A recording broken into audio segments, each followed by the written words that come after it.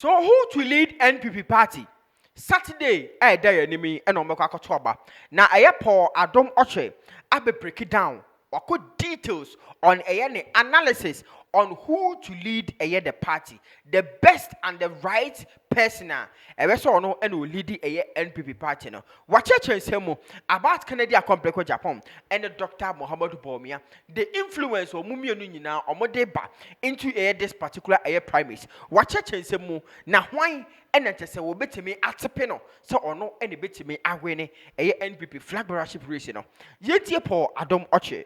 So, bottom line, what's the point? That the front runners, Ken and Bawumia, who, in your view, fits the description of the popular from the youth, so to speak, who may not have a vote, and whose shouting and noise may not amount to anything, as your encounter with Eduwahin reflected?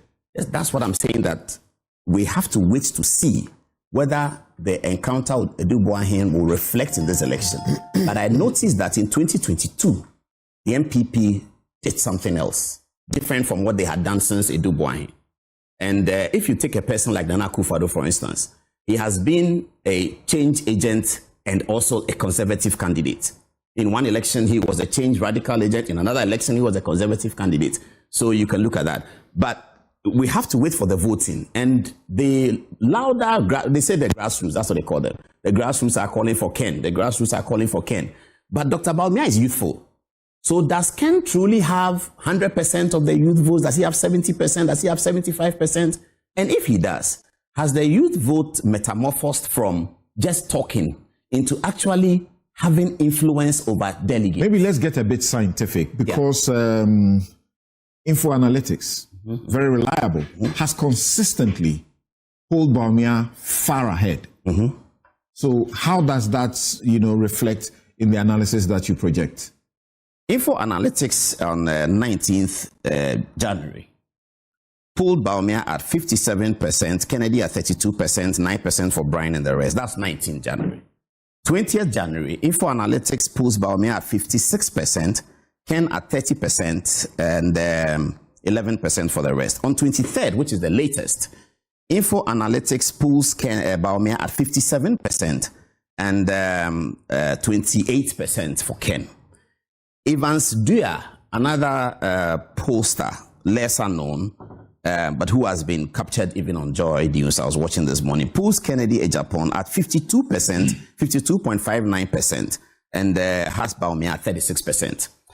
The polls from Musa Dankwa suggest that Mahamudu Bawumia is going to win. But I'm worried about the Musa Dankwa polls because I have looked at the trend of the NPP primaries.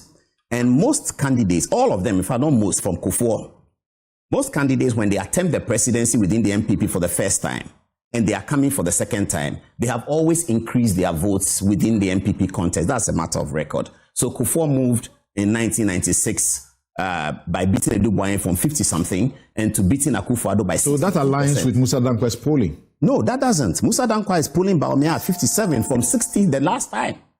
So Bawumia will be, if Bawumia wins at 57, there's a concern that must be dealt with because the NPP. The point is that he has led with a gap.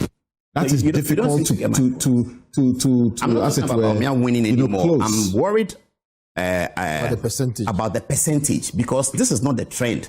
The trend of NPP internal elections has been that you go first time, you get 60%, you don't win. You come second time, you do better. Akufo-Addo got 49% the first time in 2007. The next one, he got 84%. So if Mahamudu Bawumia has won by 60%, and Musa Dankwa's post is showing him coming below 60%, that's a concern. And yet leading, that's the important factor. That's not the factor. All the people I'm talking about have led. They led Congress 1, won, led Congress 2, won. But in Congress 2, the Evans Dua polling, yes. How believable is it for you? How credible is it for you? He's not known anyway, so he's not been tested. I interviewed him, and he said to me that he has interviewed 30,000 odd individuals. I found that incredible. I questioned him about it. He said it is true.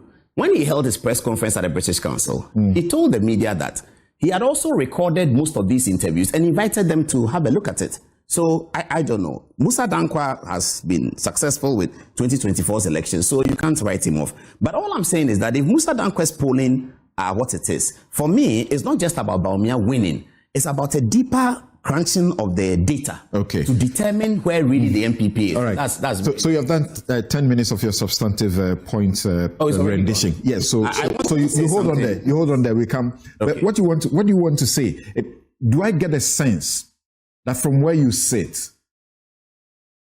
Ken will take it? Do I get a sense that that's what you're communicating right now? What I'm saying is that I don't know who will take it, but I'm waiting to see how it turns out to fit it into the analysis of the data that I'm doing. If it goes Ken's way, it will mean that the voices outside the delegates have now begun to influence. From what you know and what you have known about the NPP politics particularly, because you're deep within there and you have your ears on the ground with the people who matter in the NPP. Yes. Is it going to be a difficult election for Bawumia?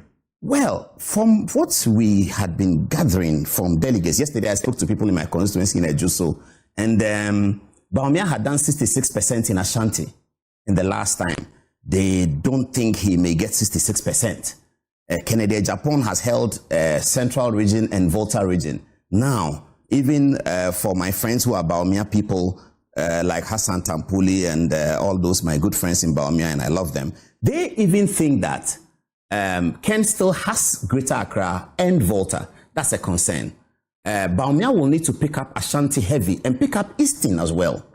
So it is looking like if Bawumia wins, and he may win, he's not going to achieve the 60% that he got the last time. Okay. For me, that's very, very important. All right, thank you. So Adom Otchere analysis at so why ewo ho no no eno wo kopie mu ewo news file so ene so ko cheche nsem mu na ye ni kan tie eye ne nsem wo be sha se odi kan kan ye e make eye history e draw history line no e share details on NPP just say omo primaries omo komo flag bearership race no and come out with different home. Statistics don't change. Yes, whether the youth are able to now affect it.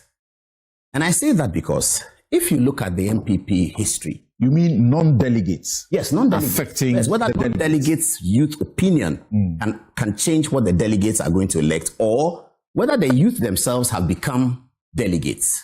I'll give you one example, maybe a few more. In 1998, when Akufo-Addo ran against Kufuor for the NPP Congress, the large youth were on the side of this change agenda, radicalism, let's change our party. That's not the first time it happened. It happened before, but I can talk about 98. I attended the Congress as a student reporter, and I found Professor Adom Otchere sitting by himself at the catering guest house in Sunyani sometime around midday of the day of the Congress. And I approached him.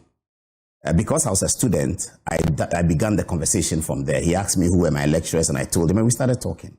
And then he asked me, what do I think is going to happen? And I said, we all expect Akufo-Addo to win. He smiled. I said, well, Akufo-Addo may be the man of the moment, my friend. But this is a conservative party. They may not elect him. I just chuckled and said, well, you are the prof. When I walked out of the catering guest center, just walking outside on the streets before, I saw about 3 or 4 buses with young people chanting Akufo-Addo slogans. There were about 4 buses. Later, I found they were from Sunyani Polytechnic. And I said to myself that, Prof should come and see. And then he will see that Akufo-Addo will win. What I didn't know, and what we all didn't know, that those people in the buses were not delegates. They were chanting slogans. They occupied the room. The atmosphere in the room was charged, but they were not delegates. So that's 1998. And then what happened? And then Kufuor was elected, as Adom Otchere predicted. Kufuor was elected in 1998. He was elected by 62%. So you meant to say Kufuor when you said Akufo-Addo? No, I said we supported Akufo-Addo. He supported Akufo-Addo. We as Akufo-Addo people, we came all the way from Commonwealth Hall to Sunyani. We were brutal Akufo-Addo supporters. And we had voices, and we chanted. What we didn't know is that we were not delegates, and we didn't have the right to elect anybody. What we have to find out on 31st January is whether that process has changed or whether it is the same. Now, in recent periods since Edubwahin, the first time the NPP Congress, high-profile Congress, went to elect somebody and gave us an upset result, upset in quote, was a 2022 contest between John Buedu and Kodia. Okay. That's the first time the NPP since the Edubwahin era gave that situation where everybody thought the establishment, but then Kodia came out to win. That's the first time it happened. I have been looking at that, and I suspect that was 2022. I suspect that may have influenced the Bawumia people, because when the campaign of 24 started, they were the first to do this youth thing, separating youth. 2024 was the first campaign where we saw a designated campaign for youth, different from the rest of the people. We didn't see that. So Bawumia started it. Then John Mahama did the youth manifesto. So it will be clear that there's a certain response to the youth in 2024 and in 2022. What we are waiting to see next Saturday is what happens. And before we see that, we then have to decide on the two candidates who are contesting. Who is the youthful candidate? Who is the candidate the youth wants? Who is the candidate for change? That's going to be interesting to decide, and it is interesting to determine how the delegates are thinking about it. Because whilst Mahamudu Bawumia is the younger person, he appears to be coming from an incumbency establishment situation, even in this election. It would have been possible for him to turn himself into a change candidate, but that has been very difficult. So he doesn't control 100% of the change emotion and the change sentiment. So we have to wait to see how much percentage he controls. Now, if you look at that and you look at the results of the election, then you have to wait for the NPP Congress to see whether the Ghanaian electoral situation is shifting in favor of the loud voices of the youth, whether they have that influence or they don't. So you completely avoided my question, but this is good. Let's stay where you are. Let's stay where you are. And Paul Adom Otchere, the detailed analysis on NPP Primaries, who to lead the party. Dowona TV. Comment section.